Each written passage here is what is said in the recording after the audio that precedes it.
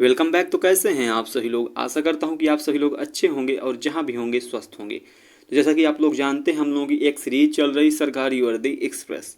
सरकारी वर्दी एक्सप्रेस के माध्यम से हम किसी भी सरकारी जो वैकेंसीज हैं उनकी जो डिटेल है या फिर कहा जाए उसकी जो अपडेट है हम आप तक पहुंचाते रहते हैं, जिसके परिणाम स्वरूप आपका कोई भी क्या कहते हैं अपडेट छूटने नहीं पाता। यदि आप भी इसका लाभ उठाना चाहते हैं तो अभी हमारे चैनल को ज्वाइन कीजिए।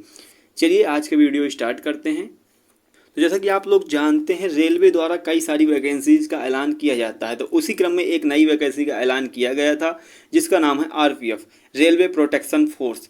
इसमें दो प्रकार की वैकेंसीज थी, एक कांस्टेबल था और एक एसआई था। उसकी जो क्या कहते हैं फॉर्म भरने की डिटेल है या फिर कहा जाए फॉर्म भरने की तिथि है वो गुजर चुकी है। अब उसका जो क्या कहते हैं सिलेबस, उसमें कुछ चेंजेस हुए हैं जिसको हम आपके सामने आज विस्तार में बताने वाले हैं। तो जैसा कि आप लोग थंबनेल में देख पा रहे हैं कि RPF constable SI paper syllabus में बड़ा बदलाव। ये है पूरा गेम चेंजर। मतलब कि अगर जो आप सबको सिलेबस ही नहीं पता चलेगा, अगर जो आपको ओरिजिनलिटी वाला सिलेबस नहीं पता चलेगा तो आप लोग तैयारी कैसे करेंगे। तो आपका गेम चेंजर ये सिलेबस हो सकता है। तो आपको ये वीडियो बहुत ही ज़्यादा मतलब ध्यानपूर्वक देखना पड़ेगा। अगर अगर जो आप लोग इस वीडियो को लास्ट तक देखते हैं तो लास्ट में एक अर्जेंट अपडेट है जो कि रेलवे से रिलेटेड है और आपके लिए एक खुशखबरी भी। पहले हम लोग बात करें टोटल नंबर ऑफ पोस्ट की, तो यहाँ पर total number of post 4660 post हैं, जो कि हमारी RPF constable and sub inspector requirement 2024। अब यहाँ पर बात करें कि जैसा कि आप लोग जानते हैं कि रेलवे जो है सरकारी नौकरी देने का एक सबसे बड़ा प्लेटफॉर्म है।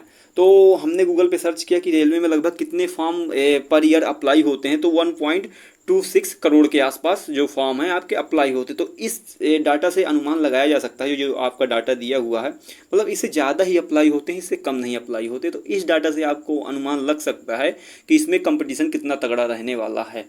तो इसी को हम लोग सब चीज़ें एनालाइज करके आपके लिए एक एक्सपेक्टेड कट ऑफ बना रहे हैं, जो आपका नेक्स्ट वीडियो होगा।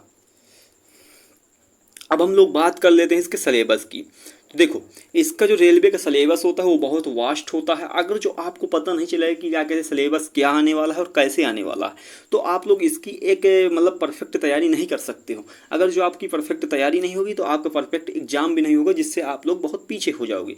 देखो, जो क्या कहते हैं आपके भी जितने भी कम्पिटेटिव एग्जाम होते हैं, जिसे हम वनडे एग्जाम के नाम से जानते हैं, इनमें सबसे बड़ी जो डिटरमाइनिंग जो स्टेप होता है वो ये होता है कि आपने तैयारी कैसे की है, आपने मेहनत कितनी की है। ये डिटरमाइनिंग स्टेप नहीं है, आपने कैसे तैयारी की है। मतलब कि अगर जो आपने मेहनत भी ज़्यादा की है, अगर जो आपने अच्छे से तैयारी नहीं की सही डायरेक्शन में, तो आपका इसमें कोई परिणाम नहीं निकलने वाला। तो आपको ये बात ध्यान देनी है कि हमको मेहनत भी करनी है, एक प्रकार से मेहनत के साथ साथ सही डायरेक्शन में मेहनत करनी, जिसके परिणाम स्वरूप आपका रिजल्ट भी आए। तो देखो, जो अभी आप लोगों की स्क्रीन पर दिख पा रहा है वो है सब इंस्पेक्टर का सिलेबस, जो आपका अभी तक का सिलेबस है। ये जो नया सिलेबस है वो वाला नहीं है, पुराना वाला सिलेबस है। तो पहले थोड़ा इसकी चर्चा कर लेते हैं। तो देखो, सबसे पहले नंबर पे आता है बेसिक अर्थमेटिक्स। बेसिक अर्थमेटिक्स में टोटल नंबर ऑफ क्वेश्चन थे 35, जिसमें क्या कहते हैं मार्क्स मिलते थे 35 के पास, ठीक है, आसपास, ठीक है। उसके बाद आता है जनरल अवेयरनेस। जनरल अवेयरनेस में टोटल नंबर ऑफ क्वेश्चन 50 थे, जिसमें क्या कहते हैं आपको मार्क्स भी 50 दिए जाते थे। वहीं पर क्या कहते हैं जनरल इंटेलिजेंस एंड रीजनिंग की बात की जाए तो उसमें 35 क्वेश्चन थे। टोटल नंबर ऑफ क्वेश्चन जो है 35 ही थे और उसमें मार्क्स जो मिलने की संभावना थी 35 ही थी। अब टोटल नंबर ऑफ आपका जो क्वेश्चन बनते हैं वो 120 बनते हैं, उसमें टोटल नंबर ऑफ मार्क्स जो मिलने की संभावना है 120 है, ठीक है। अब इसी प्रकार से बात कर लेते हैं हम कांस्टेबल की। तो हम लोग बात करें कांस्टेबल की। कांस्टेबल में जो क्या था अभी तक का जो सिलेबस है वो आपको स्क्रीन पर दिखाया गया है।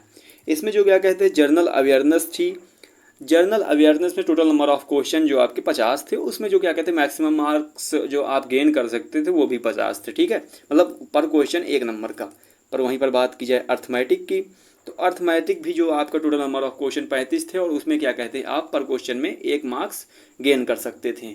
वहीं क्या कहते हैं जनरल इंटेलिजेंस एंड रीजनिंग की बात की जाए तो कांस्टेबल में आप 35 मार्क्स क्या कहते हैं गेन कर सकते थे मैक्स टू मैक्स, और इसमें टोटल नंबर ऑफ क्वेश्चन भी 35 ही थे। तो इसकी भी टोटल क्वेश्चन की बात की जाए तो 120 आते थे, जिसमें मैक्स टू मैक्स आप 120 मार्क्स गेन कर सकते थे। तो इसके बाद आप लोगों के मन में एक डाउट आ रहा होगा कि सर वो तो सब ठीक है, पर हमारा नया सिलेबस कहाँ है, जो कि आपने थंबनेल में लिखा हुआ है। तो देखो, इस वीडियो का मेन उद्देश्य यह था कि क्या कहते हैं, जो आपकी अपडेट है वो छूटे ना। तो देखो, हमारा ये वीडियो बनाने का मेन उद्देश्य यही था कि जो क्या कहते हैं आपका पुराना सिलेबस है वो रिमाइंड हो जाए। अभी नया सिलेबस अपडेट नहीं हुआ, यही सिलेबस रहेगा अंत तक। तो कुल मिला के हमारा यही मतलब मोटो था कि आपको जो सिलेबस है एक बार आपको रिमाइंड करा दिया, जिसके परिणाम स्वरूप आपकी जो तैयारी चल रही है उसमें कोई बाधा ना आए। तो चलिए आज के लिए इतना ही, मिलते हैं आपसे नेक्स्ट वीडियो। और ध्यान रखना, कोई भी सिलेबस चेंज नहीं हुआ है, वही सिलेबस रहेगा।